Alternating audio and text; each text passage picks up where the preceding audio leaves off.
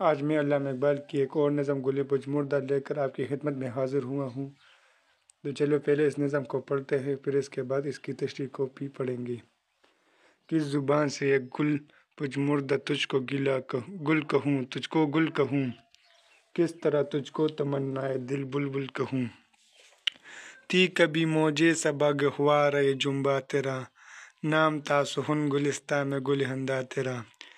تیرے احساء کا نسیم صبح کو قرار تھا، باغ تیرے دم سے گویا طبلۂ عطار تھا۔ تجھ پہ برستا ہے شبنم دیدہ گریہ میرا، خیر نخواہ تیری اداسی میں دل ویراں میرا۔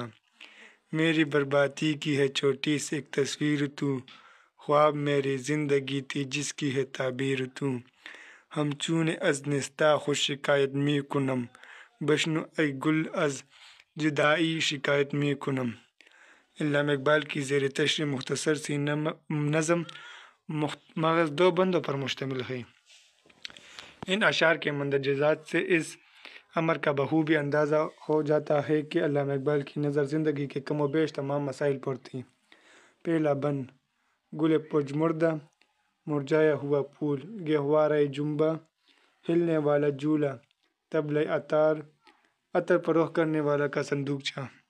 مطلب اس بند میں اقبال کا مکالمہ ایک ایسے پھول سے ہوتا ہے جو مرجھا چکا ہے اور اس طرح اپنی تازگی کے علاوہ آب و تاب بھی کھو چکا ہے۔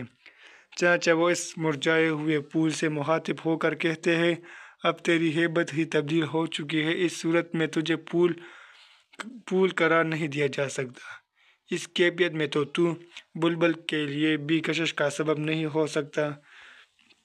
میں اس دور کو یاد کرتا ہوں کہ موج صبا تجھے ہلکارے دیا کرتی تھی اور اس کی آغوش تیرے لیے ہلتے ہوئے گہوارے کی مانند ہوا کرتی تھی، اور باغ میں تیرا وجود مسکراہٹوں کا آئینہ دار ہوتا تھا۔ صبح کی نسیم ہوا کو کہتے ہیں، تیری خوشبو سے معطر ہوتی تھی اور یہ خوشبو پھر سارے گلستاں مطلب باغ کو معطر کر دیتی تھی۔ دوسرا بند: نیستان سرکنڈوں کی جگہ مراد ہے وطن۔ مطلب آج تیری صورت دیکھ کر اے مرجھائے پھول ہوئے میرے آنکھوں سے آنسو روا ہے، اور یوں لگتا ہے کہ تیری اداسی میں میرا دل ویران پوشیدہ ہے۔